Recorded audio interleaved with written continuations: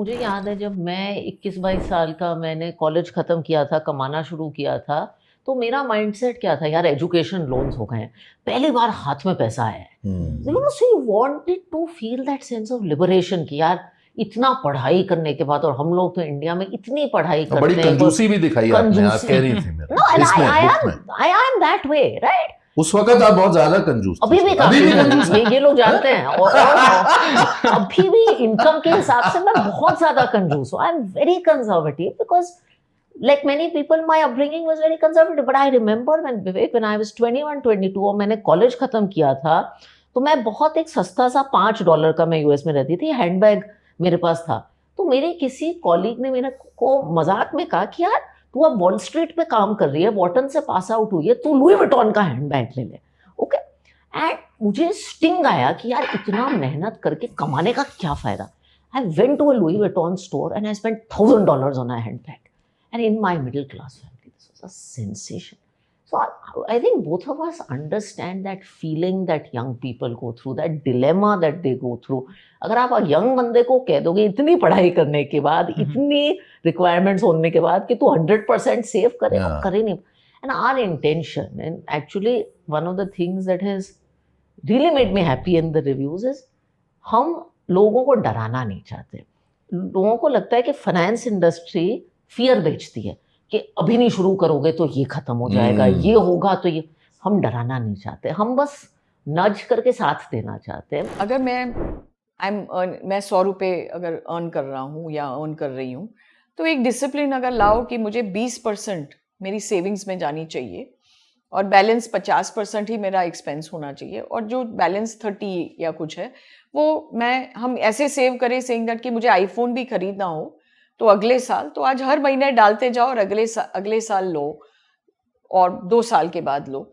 सो अगर आप पैसे को अच्छी तरह से मैनेज करें, तो प्रॉब्लम क्या है विवेक, कि हमारा मनी मैनेजमेंट इश्यू है. सो आप पीढ़ी दर पीढ़ी आप पीछे भी जाएंगे.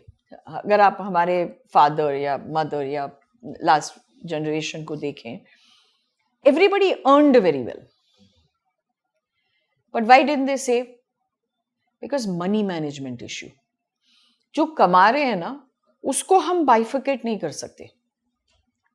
हम ये नहीं डाल सकते, हमारा माइंड नहीं, हम लोग सब we bring it in the bank account और वहीं से खर्चा करते हैं, लेकिन उसको बाइफिकेट नहीं करते कि मुझे मेरी बहुत शॉर्ट टर्म नीड में क्या करना है, मीडियम टर्म नीड में क्या करना है, लॉन्ग टर्म नीड में क्या करना है, और इमीडिएट नीड क्या है. और उसको लेके है ना हम वहाँ गलती कर लेते हैं. सो ऐसा नहीं है कि लोग पैसे नहीं कमाते, पैसे बहुत लोग कमाते हैं, बट अगर हम वो मैनेज कर ले ना कि हम ऐसे कैसे एलोकेट कर ले, तो आपकी जो फाइनेंशियल जर्नी है ना बहुत स्मूथ हो जाएगी. मेरा ये व्यू है कि एक बार आपको धक्का खाना ज़रूरी है. ओके, जितनी जल्दी धक्का खाएंगे उतना अच्छा है. मेरे को याद है कॉलेज के टाइम पे मैंने थोड़ा सा बदला किया था. The one and only transaction I did, बहुत मार खाई मैंने उसमें. अच्छा. वो दिन है आज का दिन है. एक तो मेरे को अलाउड नहीं है as part of an organization to get into F and O, but मैंने देखा तक नहीं उसको. And I guess I was lucky कि मेरे को बहुत जल्दी धक्का लग गया था. बट मैं आपको एक दूसरा एग्जाम्पल बताता हूँ. आप कोई भी इंडस्ट्री का ग्रोथ देखिए, आपने और हमने .com देखा है, राइट? अगर आपको याद होगा .com का उस समय जो एक फितूर था, I don't know whether you remember, Hindustan Lever ने अनाउंस किया था कि वेबसाइट लॉन्च करेंगे.